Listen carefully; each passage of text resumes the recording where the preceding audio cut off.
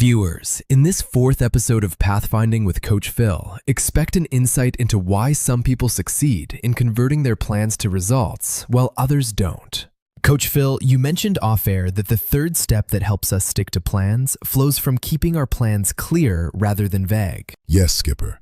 And it's something the lady in the mirror did diligently. The lady in the mirror! Coach, can you see that my cheeks are swollen? It isn't from a bee sting, you know. It's from the good laugh I had off-air. Who would have thought anyone would go to a mirror and say, I want to become a politician so I can rob big time and not be held accountable? Coach, it's hilarious. And that was every morning, Skipper. In the afternoon, at 12:05 sharp, she would stop whatever she was doing, look up to the sky and say, my first step to becoming a master political thief is to get a job in my local government secretariat, whether or not it's a paying job. She would lift her face to the sky? It wasn't about the sky, or about 12:05 sharp.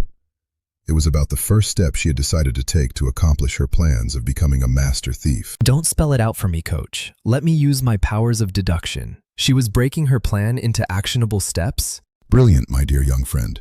But note that it wasn't several steps. It was just one. When we lay out too many steps, the sheer number of them will overwhelm us, and then we'll run from them and not stick to our plans. So, Coach, you're saying that after knowing ourselves and conceiving a plan based on that knowledge, we must lay out a first step, an actionable one, just one, not several? Precisely. That was what my friend did, the lady in the mirror. You call her your friend?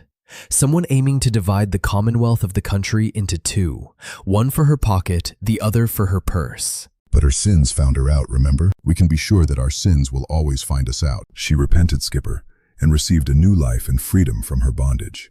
We must be wary of plans that at first seem clever and sweet, but which will turn out to be bitter in the end. I suppose the lesson there is that her plans succeeded because she laid them out one step at a time. Indeed, having a roadmap with several steps may sometimes work, but focusing on one step at a time is often better. The lady focused on one, which was to get a job in her local government secretariat. And from there, she climbed her way to the national jackpot. Yes, and though her goal was one of wrongdoing, from which we, as law-abiding citizens, must refrain, we must remember that she achieved it by keeping to her plans, one clear and simple step at a time. One clear and simple step at a time helps us stick to our plans. Remember that, viewers. You said it with fist and fire, Coach. Thank you. And thank you too, viewers, for being here. There's a link to Coach Phil's book in the description. Check it out.